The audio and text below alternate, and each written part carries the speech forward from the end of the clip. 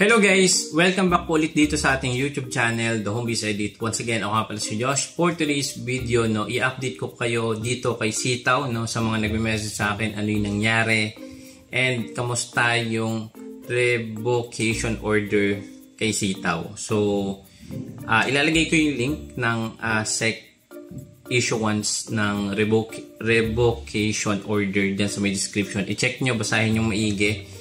And merong pinapakomply si SEC or si Security Exchange Commission kay Sitaw, pero hindi ata na-actionan kaagad ng department ng Sitaw. So ngayon nagkaroon ng revocation order. So basahin niyo na lang to.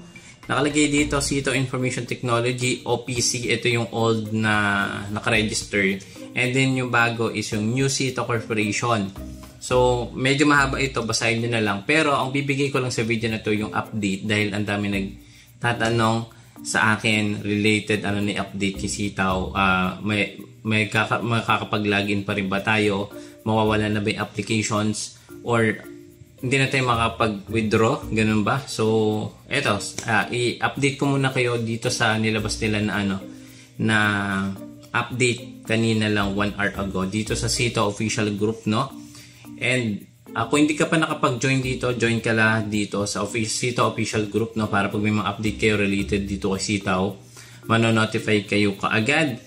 Sabi dito, dear Sitaw user, it is with regret that we inform you that due to industry competition, so ibig sabihin yung mga competitors or yung competition sa marketplace related sa dropshipping or e-commerce business, we have been subject to complaint from a competitor. So, hindi natin alam kung sino tong business competitor ni Sitaw.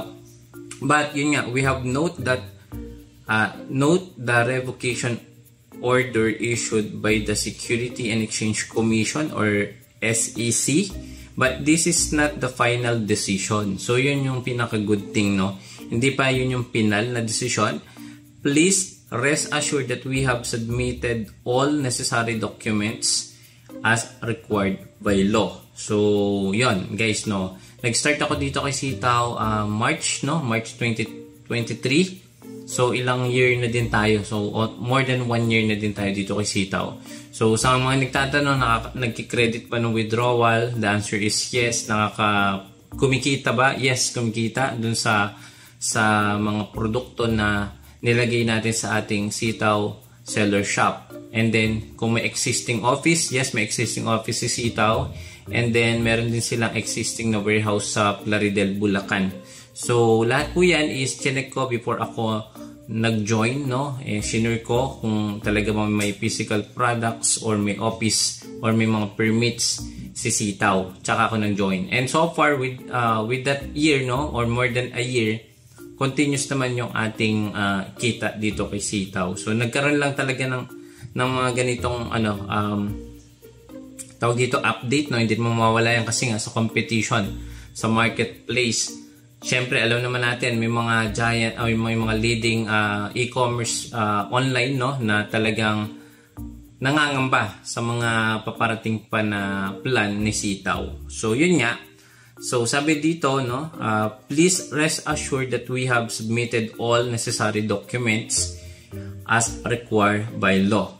Our legal team is working diligently to address this matter, and we assure you that it will be resolved promptly. So, yun. So, ito yung magandang update, So, hinihintay natin kay Sitaw. So, mag-update dapat sila sa kanilang official groups or sa kanilang page para, yung worry ng mga naging Sitaw seller is mawala, It is important to mention that Sitaw is a cross-border e-commerce platform and not an investment platform. So, we appreciate the trust all Sitaw users have placed in us, and we are committed to providing you with high quality and affordable products. We believe we will create a new business model and gain more recognition. So, nung a year ko dito kay Sitaw, tinanay ko din mag-orders ng mga produkto nila, especially in order ko yung gloves and shoes. Meron pa nga akong vlog niyan na dumating talaga sa ating bahay. So, yun nga siguro sa competition talaga, dahil nga si Sitaw, meron pa siya nga siyang may mga program pa siya na nakakatulong talaga sa mga sellers. Siguro yun, dahil sa taas ng competition at nag-top 5 pa nga si Sitaw sa e-commerce or sa dropshipping related businesses sa Philippines. So, sabi nila, dahil sa industry competition, dahil nagkaroon ng complaint sa SEC. O, di ba? So, yun. So, wait lang tayo na update, no? Alam ko naman magiging okay yan. And kanina nga guys, di ba, nag-encash pa ako ng almost 107,000 pesos. So, i-update ko kayo kung dadating siya bukas ng umaga. Okay? Papakita ko sa inyo yung ating withdrawal history. It is important to wait, nandito pala tayo. Finally, sabi nila dito, we emphasize that this issue will not impact your daily shopping and transactions. Yung mga umu-order na mga clients or mga buyer ay walang epekto itong tawag dito update na nangyari. Okay? And syempre yung transactions including na yung cash in and cash out, di ba? Withdrawal and yung paglalagay ng puhunan. So sabi nila dito, walang impact, no? And meron nga akong kaninang nakitang post na nag-encash siya ng 100,000 pumasok sa kanyang GoTime Bank. So yan, research din kayo. Any product you have already purchased on the platform will be delivered mas mabilis or as soon as possible. Furthermore, we will continue to enhance the quality of our services. We will remain steadfast in our dedication to providing you with the highest level of support and service. We appreciate your understanding and continued support during this time. Ayan, sincerely, New Sitaw Company. So, for now, ayan, ilalagay ko din yung link nito para makita nyo yung update ni Sitaw. Ayan yan guys, no? Ayan, Sitaw announcement. And basahin nyo pong maigi, pati na din yung link related sa SEC or Security Exchange Commission revocation notice kay Sitaw. So yun, so papakita ko muna sa inyo yung ating applications, no? Working pa din yung applications and nakakapag-login pa din. And meron pa rin tayong balance, so pwede pa rin nating i-withdraw or i-encash. And kanina nga guys, no? Nag-encash tayo ng 107,000. Still pending pa din yan kasi kanina ko lang siya na-request for withdrawal. So usually si Sitaw is nagke-credit siya every 5 to 7 business day bago dumating yung withdraw natin dito. 'Di ba? So possible ay Independence Day bukas, no? Tama ba? May holiday bukas. So possible, may delay pa din yan. So expected ko to mga 3 days or 5 days bago pumasok sa bangko. Pero yung iba talaga mas maagang pumapasok. Katulad kanina may nakita nga ako, 100k pumasok sa kanyang bank ng GoTime. So yun lang guys, no? And eto guys yung atin na-generate within 11 days, no? Kasama pa yung 5,178. So i-plus natin yan. 107,400. Plus natin guys yung 5,178 pesos. So ito yung na-generate natin sa loob po guys ng 11 days kay Sitaw. Napaka-generous ng kanilang program.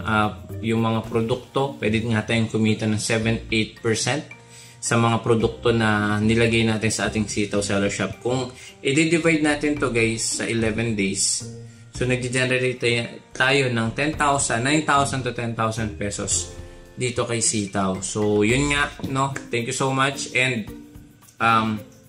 update lang kayo guys, no? Update lang kayo. And again, kung kayo ay may worry, pag-aralin nyo yung system, lahat naman ng business may mga na-encounter na ganito. So ilang beses ko na din napagdaanan to. Marami na din tayo nasubukan ng mga opportunity sa online. And still, hindi pa rin tayo napipigilan kasi risk taker din tayo. And alam naman natin sa businesses talaga, meron niyang risk. Anything na ginagawa natin or decision natin sa paglalagay ng pera or pag-invest is may risk po iyan. So kailangan natin pag-aralan yung system At the same time, no, yung mga legalities, permit, yung offices, warehouse, and products ng isang company. So yung nakita ko yung Sitaw is meron naman sila. And kung gusto mo pong malaman, pwede nyo kontakin yung kanilang account specialist or pwede kayong mag-visit sa kanilang office sa BGC. Ayan, okay? Yun lang guys. Maraming salamat. Thank you so much for watching. Please, i-share mo tong video na to sa mga kakilala mong Sitaw seller para magkaroon silang update. Yun lang guys. Don't forget to subscribe. Click the bell icon para pag may mga updated video tayong katulad nito, manonotify po kayo pa agad. See you again sa next video. Bye-bye!